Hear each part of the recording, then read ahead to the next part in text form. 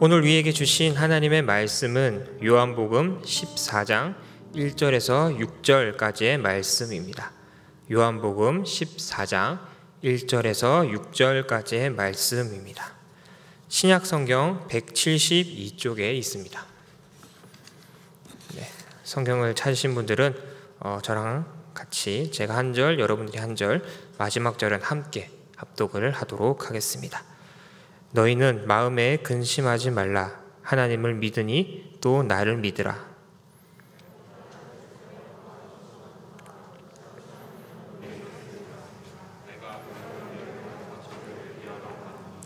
가서 너희를 위하여 거처를 예비하면 내가 다시 와서 너희를 내게로 영접하여 나 있는 곳에 너희도 있게 하리라. 내가 어디로 가든지 그 길을 너희가 아느니라. 도마가 이르되 주여 주께서 어디로 가시는지 우리가 알지 못하거늘 그 길을 어찌 알겠사옵나이까. 함께 읽겠습니다. 예수께서 이르시되 내가 곧 길이요 진리요 생명이니 나로 말미암지 않고는 아버지께로 올 자가 없느니라. 아멘. 이것은 하나님의 말씀입니다. 기도하겠습니다.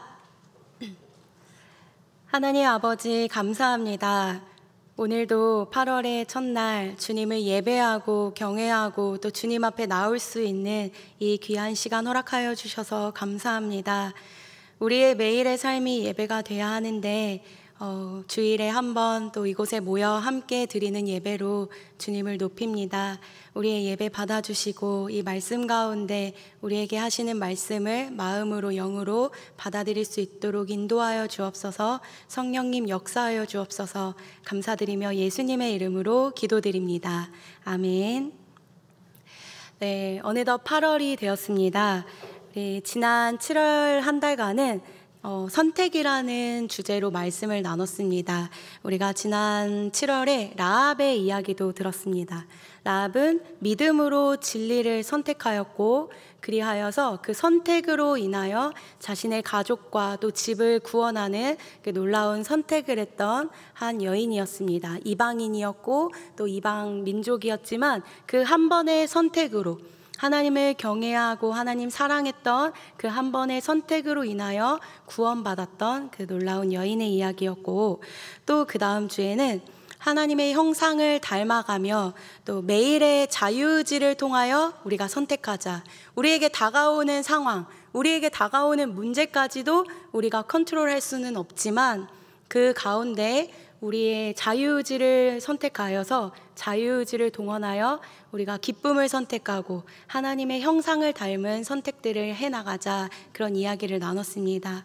또 그 다음 주에는 하나님께서 이삭에게 이제 이삭이 먹을 게 없으니 이집트로 또 애굽으로 가려고 하는 그 이삭에게 나타나셔서 이삭아, 너가 애굽으로 내려가지 말고 내가 약속한 땅 가나안으로 가라. 그럼 내가 너에게 복을 줄게 라고 이야기했는데, 이 이삭이 반만 하나님께 순종을 했다고 이야기했었죠. 그래서 이집트로 내려가지는 않았지만 하나님이 약속하셨던 가나안 땅으로도 내려가지 않았고, 그 그랄이라는 도시에서 살고 있을 때 한 6번 그 정도 계속 이동을 하면서 그랄 지역 사람들에게 계속 핍박을 받으면서 이동을 했고, 르호봇이라는 그 그랄 땅에까지 갔지만 그 르호봇에 갔을 때 더 이상 핍박받지 않았지만 마지막 한 걸음 브엘세바로 가나안 땅으로 가는 그 약속의 땅으로 가는 그 선택은 이삭의 그 선택으로 이루어졌을 때 가나안 땅 브엘세바에 도착하자마자 그 밤에 하나님께서 나타나셔서 언약을 이야기하였던 그런 선택의 이야기들도 들었습니다. 또 갈렙의 인생을 통하여 그가 수십 년 전에 입술로 고백하고 선택했던 그 땅을 결국에 얻게 되는 그런 선택의 이야기도 들었고, 마지막으로 지난주에는 여호수아의 용감한 선택, 그의 결단, 나와 내 집은 여호와를 섬기리라 라고 이야기했던 그 말씀까지, 그 선택까지 들었습니다. 지난 7월 동안 우리가 선택에 대한 이야기를 들었다면 이번 8월 한 달간은 우리가 길이라는 주제로 말씀을 나누려고 합니다.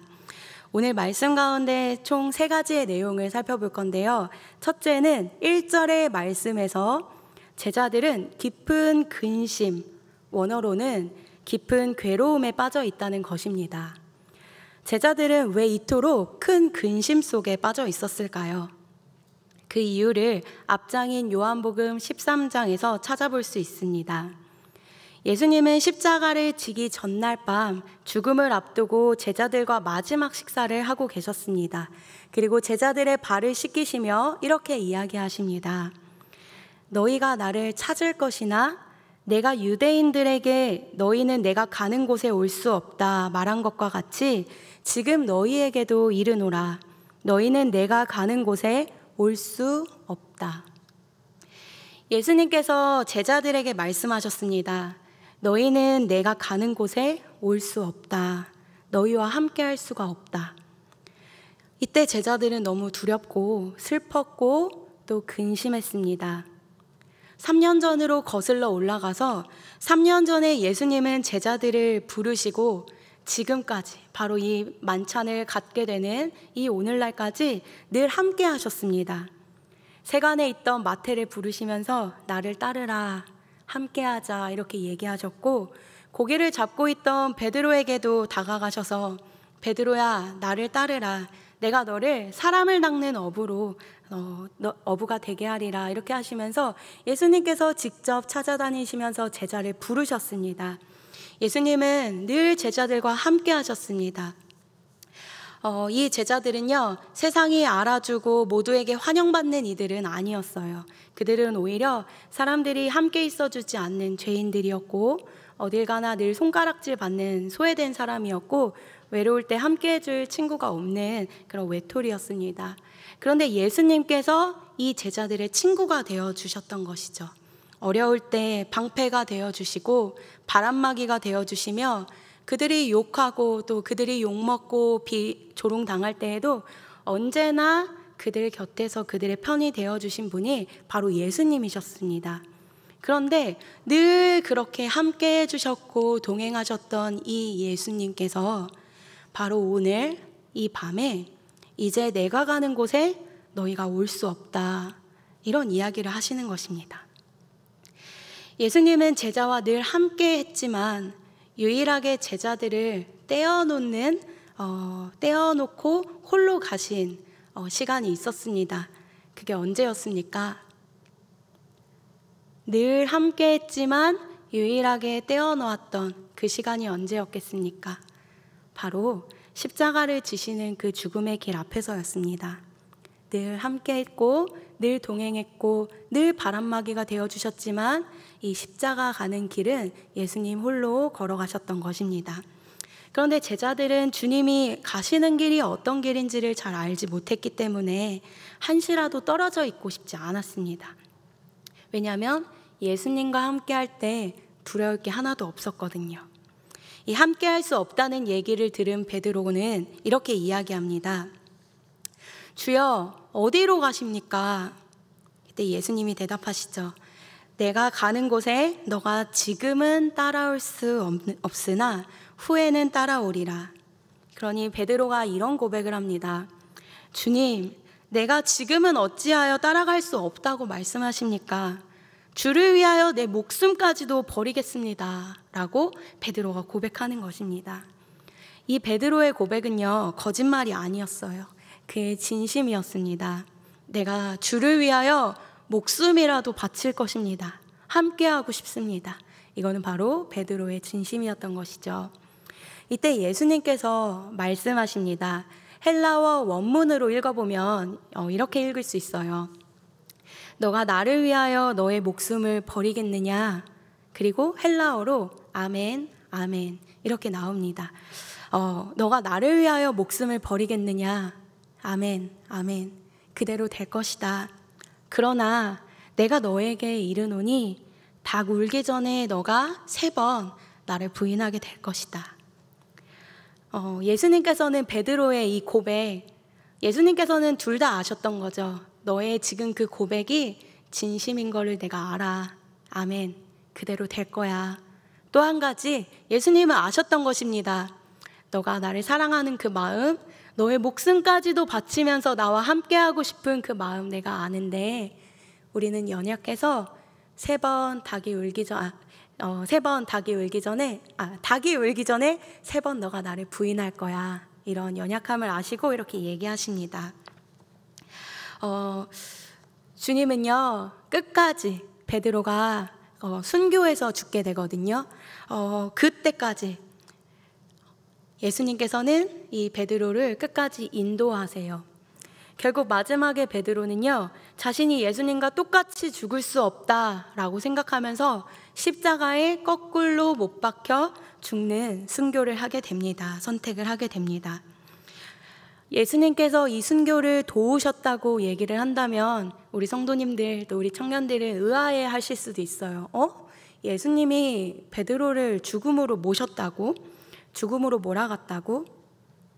우리 인간들의 눈으로 보았을 때 상처나는 것, 순교, 이 모든 것은 상처나는 것이고 죽음이고 모든 것을 잃어버리는 아무것도 남지 않는 것 같으나 하나님 나라에서 우리가 받게 되는 이 모든 상처는요, 영광의 상급이 되는 것입니다.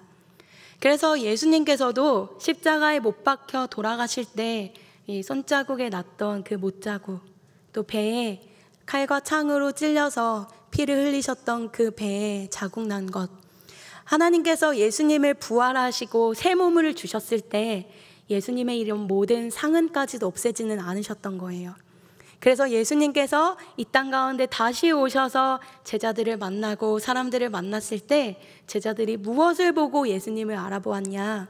바로 손바닥에 난 그 십자가 못자국, 도마에게 내 배에 칼과 창이 찔렸던 그걸 만져봐라 라고 얘기하십니다.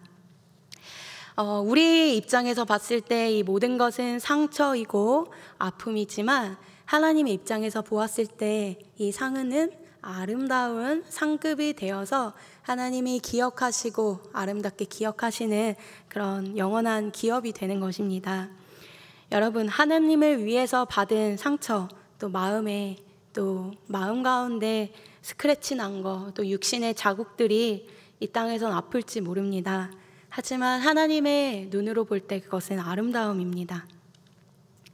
제가 24살 때 참 어렸고 벌써 7년이 지난 어떤 그 24살의 여름이었습니다. 그때 하나님께서 저를 찾아오셨어요. 사실 저는 목사가 될 마음이 정말 0%,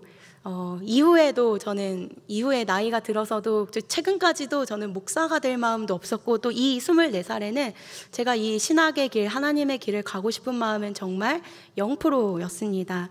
그래서 그런데 하나님이 제가 24살이었던 한 때에 저를 찾아오셨습니다. 그리고 나와 함께 가자, 이런 이야기를 하셨습니다. 그때 제가 여러 가지 이유로 하나님께 거절을 했습니다. 그리고 지금으로서는 정말 하지도 않을 그런 이야기들, 입에 담지 못할 그런 거절의 이야기들, 내가 왜 이 길을 절대 갈 수 없는지 저항의 언어들을 하나님께 하면서 나 절대 목회자로 살지 않는다고 그런 이야기를 했습니다. 그런데 처음에는 음성으로 들리던 그 이야기가 바로 몇 초도 안 되어서 제가 이렇게 거절했을 때 몇 초도 안 되어서 저 멀리쯤에 그 예수님의 얼굴이 이렇게 제게 보이면서 좀 슬픈 예수님의 눈빛 그리고 모습들이 제게 이렇게 보였습니다. 그래서 제가 주님께 이렇게 얘기했어요. 바로 몇 초도 안 돼서, 아니 주님, 제가 진짜 겁도 많고 제가 두려움이 많은 사람입니다. 만약에 사람들이 제 앞에 총을 겨누고 그 칼을 겨누면서 예수님 사진 밟고 가라 이러면 저는 분명히 100% 예수님을 밟고 갈 두려움이 많은 사람인데 왜 저를 부르십니까? 진짜 딱 한 번만, 제가 하기 싫어서, 첫 번째는 제가 하기 싫어서 정말 거절했던 건데, 예수님 얼굴 보였을 때는 그렇게 얘기했어요. 주님, 정말 온 세계를 딱 한 번만 더 돌아보시고, 그래도 돌아보셨는데도 찾은 사람이 저였다면, 근데 그때도 제가 이게 서원이라는 거를 알고 절대 이거 얘기하면 안 돼 라는 저의 육신의 생각들이 아주 저를 가득 찼어요. 그래서 제가 두 손으로 입을 꾹 막으면서 절대 얘기하면 안 돼. 제가 그러면 입을 꽉 막았는데, 그때 참 신기했던 것은 제 육은 또 제 생각은 이야기하지 않았는데 이미 제 영이 하나님과 대화를 하고 있었어요. 그러면서 하나님, 온 세계를 한 번만 지구를 더 돌아보시고 그래도 찾은 사람이 저라면, 그러면 제가 제 목숨을 하나님께, 제 인생을 하나님께 그러면 드리겠습니다 라는 그런 서원을 제 영이 하게 되었습니다. 그리고 나서 이제 바로 이제 모든 그 예수님의 얼굴도 사라지고 이제 깨끗해진 그것들을 이제 느꼈는데, 네, 그때 이 서원을 제가 하게 되면 저는 정말 그 당시에 서원을 하는 당시에 내가 몇 년 안에 죽을 거라고 생각하고 서원을 했던 거예요. 왜냐하면 그런 분위기였고 또 그런 느낌이었거든요. 그 이후로 꿈속에서 저는 서원의 그 죽음, 순교에 대한 꿈을 정말 많이 꿨습니다. 지금까지 24살부터 지금까지 순교에 대한 꿈을 정말 많이 꿨는데 너무 실제 같아서 처음에는 혼자 살겠다고 도망도 치고 숨기도 했습니다. 그런데 그렇게 꿈에서 제가 도망치고 정말 부끄러운 모습 보이면 일어나서 한참을 제가 울었어요. 그 자리에 막 앉아서 학교 가야 되는데 학교도 안 가고 막 엉엉 울면서 하나님 제발 꿈에서 한 번만 더 제가 이 순교꿈 꾸면 제가 그때는 진짜 주님 안 버릴게요. 실제보다 더 실제같이 저 위협해도 제가 주님을 배신하진 않겠습니다. 이렇게 막 엉엉 울면서 했을 때 또 그 다음날에 또 꿈꾸고, 그런데 결국에는 처음에는 제가 주님을 많이 좀 배신하고 도망가기도 하고 무서워서 침대 밑에 숨기도 하고 이랬는데, 결국 뒤에는 제가 성도들을 지키려고 총을 이렇게 6군데에서 막 총을 쏘는데 성도들 다 도망가게 하고 내가 이렇게 하는데 총들이 그 매트릭스처럼 저를 막 피해 가더라고요. 그래서 제가 꿈속에서도 주님, 살고자 하면 죽고 죽고자 하면 살군요. 주님이 저를 살리시는군요. 뭐 그 이후에도 참 그 순교에서 승리하는 꿈들을 많이 꾸게 되었습니다. 결론만 다시 말하면 우리 인생을 이끄시는 분은 하나님이세요. 베드로가 하나님, 제가 진짜 목숨도 버리고 싶습니다. 그리고 주님 따르고 싶어요. 어딜 가든지. 그때 베드로는 연약해서 주님을 3번이나 부인하거든요. 그렇지만 결국엔 그의 인생을 이끄십니다. 그래서 이 땅 가운데서는 거꾸로 매달려 십자가에 죽었지만 하늘에서는 하나님 보시기에 얼마나 아름다운 상급으로 그를 이렇게 바라보고 계시겠습니까? 우리의 인생이 그런 인생 되기를 바랍니다. 이 땅 가운데에서 좀 상처받는다고 다 보복하며 다니는 것 아니라 그냥 받아내고 참고 또 사랑으로 섬기고 그런 우리가 돼야 되지 않겠습니까? 그 모든 것들이 하늘에선 영광의 아름다운 상급이 되기 때문입니다. 다시 돌아가서 마지막 만찬 시간에 예수님께서 제자들에게 너희가 이제 나를 따라올 수 없다라고 이야기하시니까 제자들의 마음에 근심할 수밖에 없었죠. 그래서 오늘 1절의 말씀이 바로 이렇습니다. 예수님께서 이렇게 얘기하시는 거예요. 너희는 마음에 근심하지 말라. 이렇게 이야기하시는 것입니다. 예수님은 제자들의 마음에 근심이 가득 찬 것을 보았던 거예요. 그리고 제자들에게 말씀하십니다. 하나님을 믿어라. 또 나를 믿어라. 근심에 빠져있던 그 마음에 근심으로 가득 차있던 제자들을 보시고 예수님이 하신 말씀이 뭐였냐면 명령형이었어요. 헬라어 원문으로 보면 이게 하나님을 믿으라 뭐 이게 아니라 너희가 믿으니 이런 뜻이 아니라 헬라어 원문으로 정확히는 얘들아 하나님을 믿어라 명령형이죠. 그리고 또 예수를 믿어라, 나를 믿어라 이렇게 명령형으로 말씀하시는 것입니다. 우리가 근심할 때는 어느 때입니까? 우리 마음에 하나님이 계시지 않을 때 우리는 당연히 근심하게 됩니다. 왜요? 예수님을 바라보지 못하고 하나님을 잃어버릴 때 우리는 당연히 근심할 수밖에 없는 것입니다.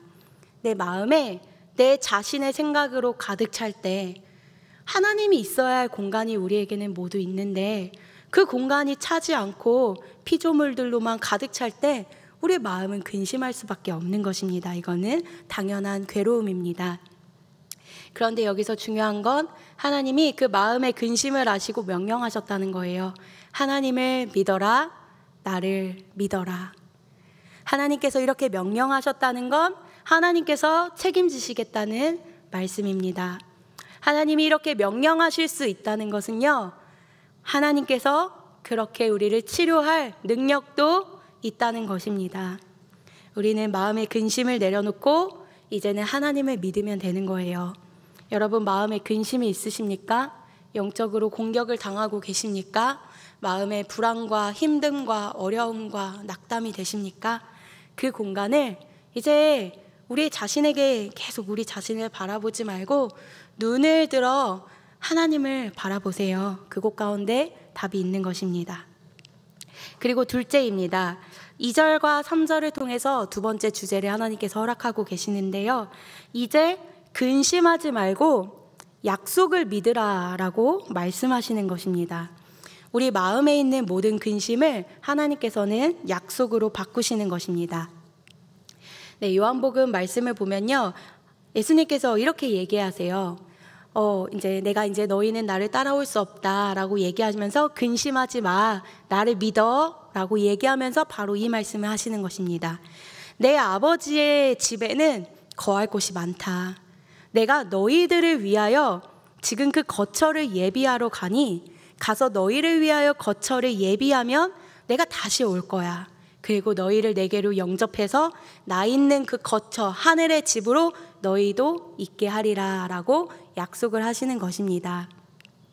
영원히 안 볼 게 아니라, 영원히 너희가 나 있는 곳에 오지 못하는 건 아니라 너희를 위한 거처를 예비하고 다시 와서 너희를 하나님 아버지의 집으로 데려올 거니까 근심하지 마. 근심이 아니라 내 약속을 믿어. 근심을 기쁨으로 바꾸시는 것입니다. 예수님 이 땅 가운데 계셨을 때 종종 그런 얘기 하셨거든요. 공중의 새도 거처가 있는데 인자는 머리 둘 데가 없다. 이 땅에서 주님은 거처가 없으셨는데 아버지 집에 우리 예수 그리스도의 집이 거처가 많은 것입니다. 우리는 어떻습니까?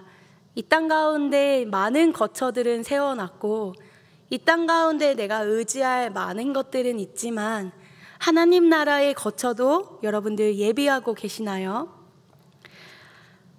그 거처는 예수님께서 우리를 대신하여 만들어 주시는 것인데 우리가 이 땅 가운데에서 해야 될 것은 무엇이냐? 타지 않는 영원한 것들을 준비하는 것입니다. 성경에서 많이 기록되고 있어요. 예수님의 하나님 나라로 가기 전에 우리 모두는 그리스도의 심판을 받게 될 것이다. 근데 그 심판이 뭐냐? 불의 심판이라고 성경은 이야기하고 있습니다. 우리가 아버지 나라 가기 전에 이제 불의 심판으로 우리가 이렇게 연단받고 시험을 받게 될 건데 내가 원했던 옷, 육체, 내가 가지고 있었던 모든 것 타버릴 때 영원히 타지 않는 하나님이 기억하시는 상급이 있는데 그것이 무엇이냐? 주님을 위해 내가 드렸던 헌신, 사랑, 끝까지 견딤과 인내, 하나님을 위해서 기도했던 모든 중보들, 그 모든 것들 영원히 남겠죠. 여러분, 하늘의 거처를 여러분 함께 이 땅의 집도 만드시고 이 땅에서도 유능해지시고 집도 넓히셔서 많은 사람들에게 전도의 역할들 또 그런 모든 것들 허락하여 주시고 또 하늘에서도 거처가 있는 여러분 되면 정말 좋겠습니다. 다음으로 마지막 세 번째입니다. 마지막 세 번째로는 4절과 6절을 말씀을 통해서 우리에게 말씀하고 계시는데요. 길에 대해서 제자들이 오해하고 있었습니다. 14장 4절을 보면요, 내가 어디로 가든지 그 길을 너희가 아느니라. 예수님은 그렇게 얘기했거든요. 내가 가는 길 너희도 알아 라고 이야기했는데, 그런데 눈으로 본 것만 믿는 도마가 이렇게 얘기하는 거죠. 주여, 주님께서 가시는 길을 내가 어떻게 압니까? 우리가 알지 못합니다 라고 이야기합니다. 주님은 내가 가는 그 길 너희가 안다 라고 얘기하셨고, 제자였던 도마는 모르는데요 라고 이야기하는 겁니다. 그때 예수님이 이렇게 대답하세요. 마지막으로 6절에 보면 우리 같이 한번 읽어볼까요? 6절을 같이 한번 큰 목소리로 읽어보겠습니다. 선포하듯 시작. 예수께서 이르시되 내가 곧 길이요 진리요 생명이니 나로 말미암지 않고는 아버지께로 올 자가 없느니라. 예수님께서 이 대답을 해주시는 것입니다. 우리는 그 길이 눈에 보이는 길이라고 생각하고 이 땅 가운데 따라가야 어떠한 길이라고 생각했을지 모르지만 그래서 지금은 못 가는데 나중에는 갈 수 있다고요? 거기가 어딘데요? 계속 물어보고 있지만 예수님은 그 길은 보이는 길이 아니야. 그 길은 바로 나야 라고 이야기하시는 것입니다. 여러분, 주님만이 one way, 주님만이 길이신 것입니다. 길이신 분을 통해서만 그 길을 거쳐야만 우리는 목적지에 도달하는 거예요. 우리의 목적지가 만약에 하나님 나라, 그 영원한 생명, 영원한 나라가 우리의 목적지고 우리가 그걸 원한다면요, 그 길을 통과해야 되거든요. 근데 예수님께서 오늘 그 길이 다른 방법이 없다, 선행도 안 된다, 그 길은 뭐냐? 오직 나로 인하여 아버지 볼 수 있는 거다라고 이야기하십니다. 마지막으로 그 창세기를 보면요, 여러분이 아마 잘 아는 이야기일 거예요. 우리가 잘 아는 야곱이 아무것도 없는 곳에서 그 어떤 한 땅, 루스라고 하는 그 이름도 없었던 그 땅에서 도망자의 삶으로 막 도망가고 있다가 두려워서 잠시 눈을 돌베개를 베고 잠을 잤거든요. 근데 그 꿈에서 이런 환상을 보게 되는 거예요. 이 환상이 어떤 환상이었냐면, 눈을 감고 있는데 땅에서부터 하늘까지 사닥다리가 연결되어 있는 거예요. 그리고 그 사닥다리를 보니까 하늘과 땅에 천사들이 오르락내리락 거리고, 그 다음 절, 창세기 그 다음 절에 보면, 여기에 넣지는 않았는데요, 그 다음 절에 보면 하나님이 사닥다리 위에서 야곱에게 언약을 주시고 약속을 주고 계시는 것입니다. 이 사닥다리 위에 하나님이 계셨고, 사닥다리는 이 땅과 하늘을 연결하는 통로였어요. 그래서 야곱이 잠에서 깨자마자 이곳을, 여기는 하나님의 집이다. 왜냐하면 집을 봤거든요. 그래서 벳엘, 벳은 집이라는 뜻이고 엘은 하나님의라는 뜻이어서 이곳이 베델이구나, 이곳이 하나님의 집이로구나 라는 고백을 합니다.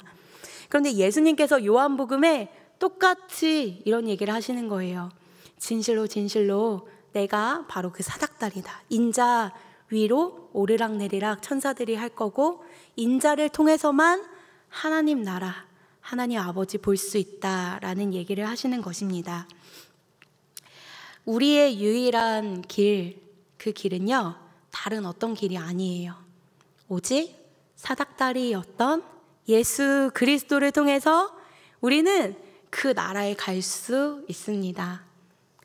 지금 여기에 계신 우리 모두는 부활을 소망하는 자들이잖아요. 이곳 가운데 부활을 소망하지 않는 자는 단 한 사람도 없잖아요. 우리가 부활을 소망하기 때문에, 주님 다시 우리에게 오실 것 알기 때문에 우리는 의롭게 살 수 있는 거잖아요. 다시 그곳에서 하나님이 나를 칭찬하실 그날 기대하기 때문에 우리 오늘 하루도 거룩하게 살 수 있는 거잖아요. 그래서 사람들이 욕해도 우리 질 수 있는 거잖아요. 다 이기지 않아도 되는 거잖아요. 맞죠? 그래서 오늘 하루, 매일매일 하루하루 부활을 꿈꾸면서, 부활을 소망하면서 여러분 마음 넉넉하셨으면 좋겠습니다. 그리고 영원히 불타지 않는 하나님의 속성 닮아갔으면 좋겠습니다. 그것이 무엇입니까? 사랑, 자비, 하나님을 위해 드림, 이 모든 것 우리가 넉넉히 하나님 앞에 드리는 그런 인생 되었으면 좋겠습니다. 그분만이 길이십니다. 이 시간 우리 함께 좀 기도하면 좋겠는데요. 기도하기 전에 우리가 한 가지 좀 찬양을 했으면 좋겠습니다. 주님이 우리에게 생명의 길을 보여주시는 것입니다. 오직 예수님만이 길이고 예수님을 통해서만 하나님을 볼 수 있다는 것, 그것을 기억하면서 오늘 하루 좀 거룩을 살아봅시다. 오늘 하루 정말 의롭게 살아봅시다. 그것이 모여서 우리 안에는 많은 상처가 생길 거고 상흔이 생길 건데, 그것이 주님 나라에서는 엄청난 영광이 될 거예요. 같이 한번 찬양하겠습니다.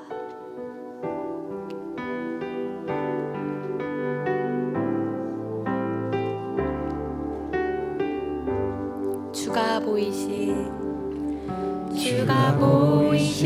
생명의 길 나 주님과 함께 상황만을 들이며 주님 앞에 나가리.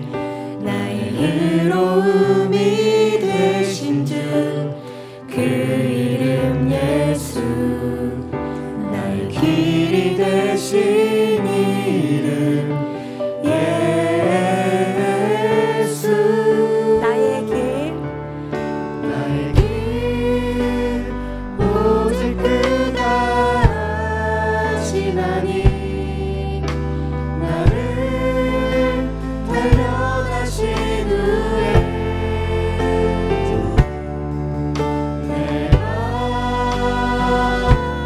정금같이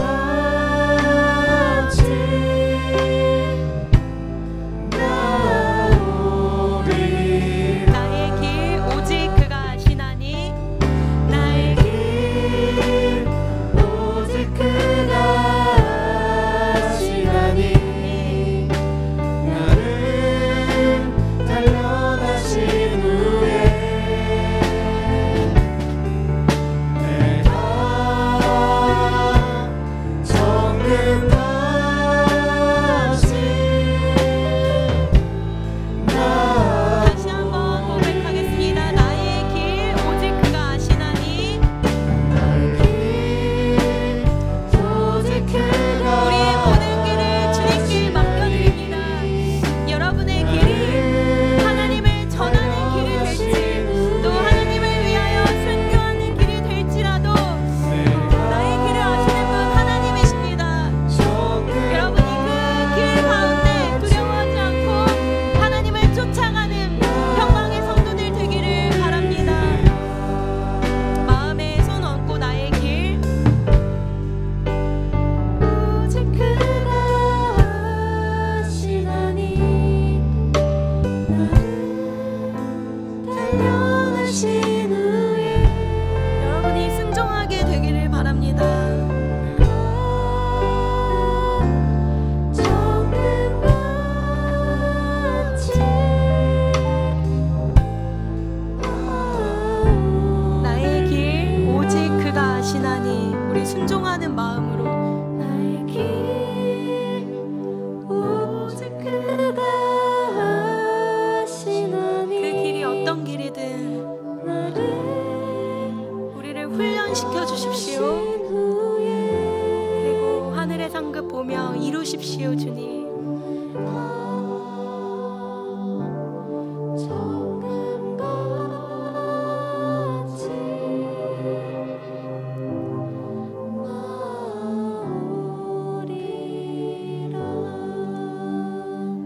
이 시간 함께 기도할 때 하나님 아버지 우리는 앞을 볼 수 없습니다. 우리는 우리의 끝을 볼 수 없습니다.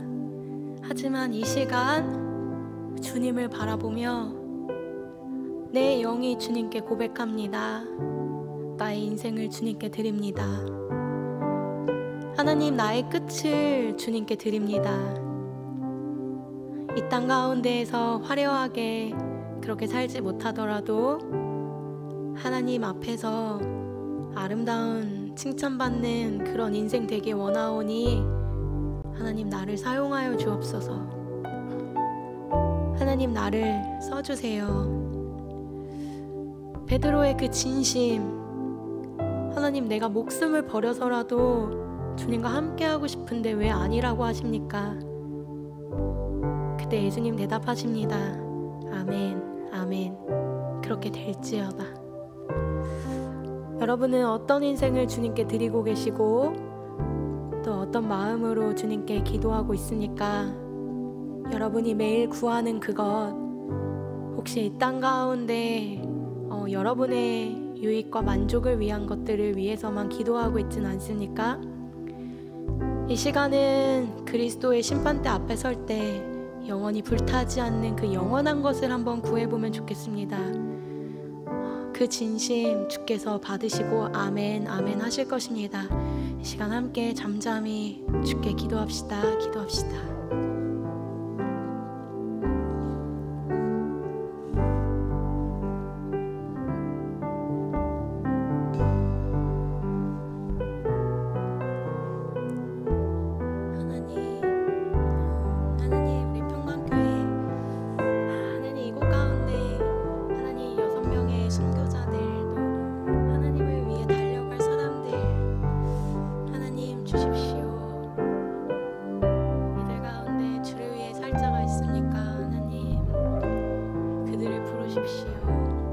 그들의 진심의 고백을 받으시고 하나님 끝까지 이루십시오. 끝까지 이루십시오. 주님, 그들의 인생이 하나님 나라에 가서 칭찬받는 인생 될 수 있도록 끝까지 이루십시오. 하나님, 지금 이들의 영의 고백을 듣고 계십니까? 귀하지 않습니까, 주님? 이들의 그 전심의 고백이 귀하지 않습니까, 주님? 다 아멘으로 지금 화답하여 주시고 두렵지 않게, 무섭지 않게 영원히 이루시는 하나님의 역사 바라봅니다. 한 걸음 한 걸음 천천히 이들이 영원한 진리 알 수 있도록 이들 이끌어 주세요. 결코 하나님 떠나지 않는 인생 될 수 있도록 이들과 동행해 주세요. 주님, 함께 하실 하나님 찬양합니다. 주님,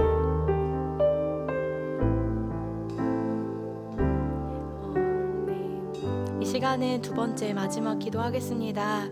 청년부 수련회가 4일 앞으로 다가왔습니다. 이 수련회는 하나님이 이끄시고 하나님이 가장 원하시고 하나님이 너무 기다리시던 그 시간입니다. 우리가 언제 여름에 시간 내어서 함께 주님을 예배하고 그렇게 3일 동안 함께 주님 말씀만 들으며 하나로 지어진 때가 언제 있었습니까? 하나님이 얼마나 이 시간을 귀하게 보고 계시겠습니까? 여러분에게 가장 귀한 거 주고 싶어 하시는데 이 시간을 위해서 함께 중보했으면 좋겠습니다.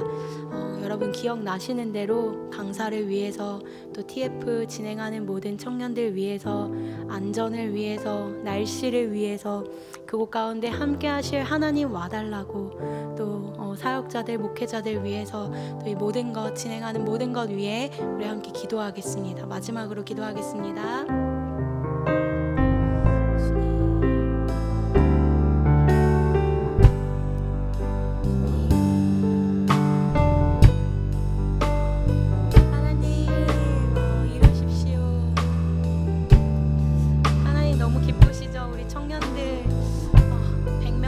청년들이 주님 보고 싶어서 달려갑니다. 세상에 많은 것들이 있지만 뒤로하고 주님 보고 싶다고 달려가고 있습니다. 이들이 얼마나 귀하십니까? 세상에 바쁜 일들 뒤로하고 주님 보고 싶다고 달려가는 청년들입니다. 우리가 할 수 없는, 인간이 할 수 없는 많은 것들 하나님 하실 줄로 믿어서 감사합니다. 우리보다 먼저 가셔서 이들에게 하고 싶은 얘기가 있다고, 이들에게 주고 싶은 것이 있다고 말씀하신 하나님, 이들에게 인생의 변화를 허락하여 주시고 하나님을 보는 시간 되게 하여 주십시오. 이전에는 내가 귀로 들었지만 이제는 내가 주님의 얼굴을 봅니다 고백하는 청년들 될 수 있도록 우리 모두 한 사람도 어김없이 만나 주십시오. 하나님 기대하고 기다립니다. 주님의 사랑하시는 그 마음 온전히 누리고 오겠습니다. 하나님 안전하게 하여 주시고 말씀 전하시는 모든 전도사님들과 또 사역자들 또 우리 강사분들 기름 부어 주십시오. 주님 함께 하실 주님 찬양합니다.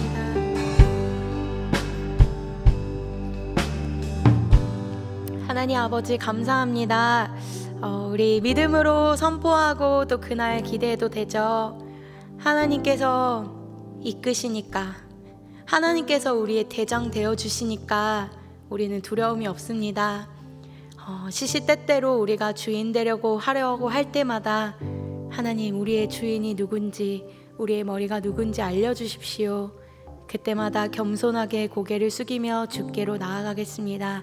이 시간 온전히 주님께 드립니다. 감사하며 예수님의 이름으로 기도드립니다. 아멘.